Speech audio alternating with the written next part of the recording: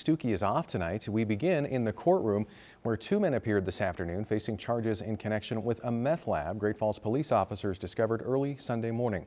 42-year-old Robert Spargur and his 24-year-old son James Hershey are charged with criminal operation of a clandestine laboratory, a felony, and criminal possession of drug paraphernalia, a misdemeanor. Police discovered the meth lab after arriving at 1014 4th Avenue South to arrest another man with outstanding warrants. According to court documents, after searching the home, detectives found ingredients and materials to make meth, as well as syringes commonly used to inject meth in a human body. Hershey's and Spargur's bail is set at $25,000. Spargur had a warrant out for his arrest at the time and is also facing 2 counts of criminal possession of dangerous drugs and criminal possession of drug paraphernalia. After Sunday's meth bust, the Montana Department of Environmental Quality will soon add another Cascade County property to its statewide contamination list. KRTV's Beth Beachy looked into lab cleanup and what contamination could mean for property values. Cascade County has the most contaminated meth lab properties in the state. Each property is listed on the DEQ's website and won't be removed until contracted cleaners decontaminate the site, which isn't always a standard process. It depends on the level of contamination, and if they cooked it, produced it, actually made it in the house, or if they just used it in the house. According to that DEQ list, 17% of the state's contaminated sites are in Cascade County. The second on that list is Flathead County with 12%. With this many sites, property managers here in town have to be cautious. Well, we do pretty extensive background checks on anybody that's applying to rent. Moss, also a real estate broker, says he's fortunate in that he's never encountered meth issues with any of his properties. It's probably a stigma that's going to stick with that property forever, whether or not it's cleaned up. He says if the property is ever sold, whether cleaned or not, it has to be mentioned in a disclosure, which would significantly deplete the value of a home. And while the houses are livable after decontamination, the process isn't cheap. It was over $40,000 for a 2,500 square foot house.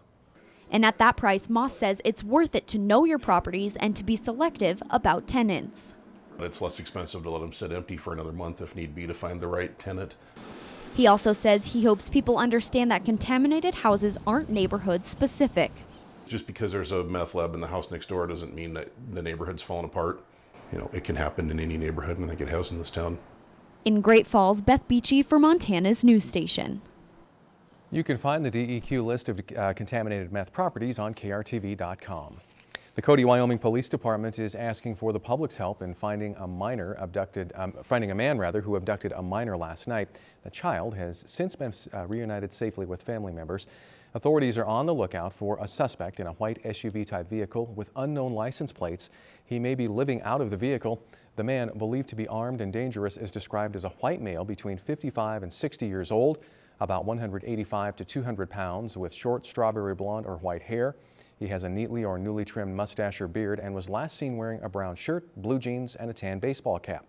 According to reports, the suspect enticed the minor into his vehicle by asking for assistance in locating his missing puppy. He then threatened the minor with a pistol. A wet start to our work week has given way to a mild Tuesday. Matt Jones is in the Weather Center to let us know how long this pattern may last. Well, it's beautiful out there right now. Sunny skies, light winds. Really couldn't ask for a nicer fall day. 50s right now in Great Falls, upper 50s in the Helena Valley. As we look across eastern Montana, maybe a little bit cooler, upper 40s. But we're going to see even warmer weather on the way tomorrow out ahead of our next cold front. Temperatures back in the 60s for many parts of the state. We do have another front on the way by the middle of the week, though. That will bring some more changes to our forecast. And I'll have all those details coming up in just a few minutes. Tim, back over to you. Thanks, Matt. In political news, a federal court judge is denying the state's motion to limit campaign contributions through the end of this election. Judge Charles Lovell denied Attorney General Steve Bullock's motion to stay after Lovell struck down Montana's campaign contribution limits last week. Lovell wrote, "Much has been made of whether striking Montana's contribution limits is good policy and good for Montana voters. This case, though, is not about policy. It's about following the law that the United States Supreme Court set out." The state is still waiting to hear from the Ninth Circuit Court because Bullock has also requested a stay from that court. Well, the race to fill the seat in House District 22 features a political newcomer in Casey Schreiner and George Paul, a man who's no stranger to policymaking. Schreiner teaches 7th grade science and is running to create a better Montana. Paul has served as the head of the Great Falls Food Bank and Montana Farmers Union. He worked for Senator John Melcher and has previously campaigned as a Democrat. This time, he's running as a Republican. I haven't really left the party. The party has indeed left me. They've become a party of special interest groups, and I think very liberal, to the exclusion of the interests of the public in general. And I just can't be a part of that. I believe that we need to move Montana ahead. We've got to do something here, especially in terms of jobs. I'm not running on my last name. I'm not trying to promote myself for future endeavors. I really just want the city of Great Falls to prosper, and Montana in general to prosper, because I've been, over the years, I used to have a job where I was a recruiter for Montana State University. I got to travel all over the country with that job. And quite honestly, I was always excited to come back home. Montana's a great place, and I think we really need to strive to keep that being heads and shoulders above the rest. And you can learn more about the local candidates by going to our Campaign 2012 link at krtv.com. After nearly 30 years on the bench, District Judge Thomas McKittrick announced earlier this year that he would step down. And tomorrow, Cascade County residents will get a chance to learn more about the men who are hoping to succeed him. The Cascade County Bar Association will present a judicial candidate forum featuring attorney Greg Pinsky and Justice of the Peace Stephen Fagenstrom. In addition to myself, panelists from the Great Falls Tribune, the Great Falls Chamber of Commerce, and the Bar Association will be asking questions of the candidates. That forum is open to the public and begins at 5:15 in courtroom number 3 at the Cascade County Courthouse. The Cascade County Elections Office has gotten a few confused phone calls about the final day for regular voter registration. The last day for regular voter registration was today. However, late voter registration begins tomorrow. The only difference with the late voter registration is you have to physically go to the Cascade County Elections Office and register. They'll be at the office until October 29th, and then they'll move down to Exhibition Hall at Montana Expo Park.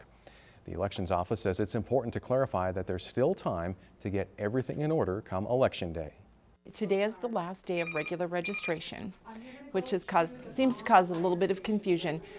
We actually move into late registration tomorrow, which means anybody that wants to that is not registered can come in and register and still vote. Clear up until 8 p.m. on Election Day, that this isn't your last chance to do that. The Elections Office says they mailed out all absentee ballots today and that voters should get them in the mail in the next few days. Well, an organization dedicated to building homes for low-income families is gearing up to build several more homes in the Electric City.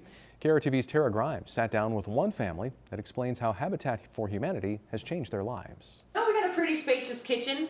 It's been 2 years since Mariah and Jason Newman moved into this home with their 6-year-old son, Skylar. We're thankful every day that we have a nice, consistent, great home to come to. But each time they walk in, they still can't believe it's theirs. It's changed our lives. Just our overall, everything that we do, it's taken a huge load off. Life for the Newmans hasn't always been this great. When they moved to Great Falls in 2009, Jason's professional floor laying business didn't bring in enough money, and they were forced to live in a trailer. Just a small area, and yeah, it was just real hard to keep up with it. It was, really cold a lot of the time, and having a young child and dings and dents here and there.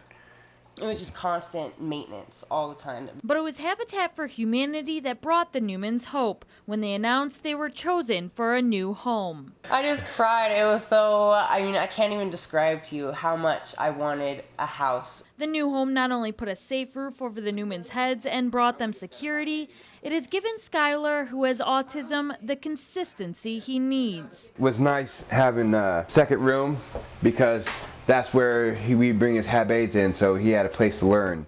But the new home didn't come without hard work. Habitat for Humanity requires each family to put in 500 work hours towards their new home, as well as participate in helping to build other homes. Painting. We had painting, how to do the insulation, how to sand and stain the porch. But Mariah and Jason say every bit of sweat was worth it. So we just put a lot of heart into this house, and it just makes it that much more special. Making the saying for home sweet home never more true. In Great Falls, Tara Grimes for Montana's news station. Habitat builds the homes through volunteer labor and donation of materials and then the homes are sold to partner families at no profit and financed with affordable loans. The homeowner's monthly mortgage payments are then used to build more Habitat houses. All right. kind of a good day to be out there building. And I was just going to say, perfect weather for it. Look beautiful in their front yard today. Yeah. Well, the sun is back today. It's not going to last for too much longer, though. We have some more weather changes coming up tomorrow. We're kind of stuck in this up and down pattern right now. But as we take a look at our forecast headlines, we are going to see another cold front arriving tomorrow afternoon. That brings a rain-snow mix Wednesday night. Those showers linger into Thursday with some cooler temperatures. And I'll have all the forecast details coming right up after the break.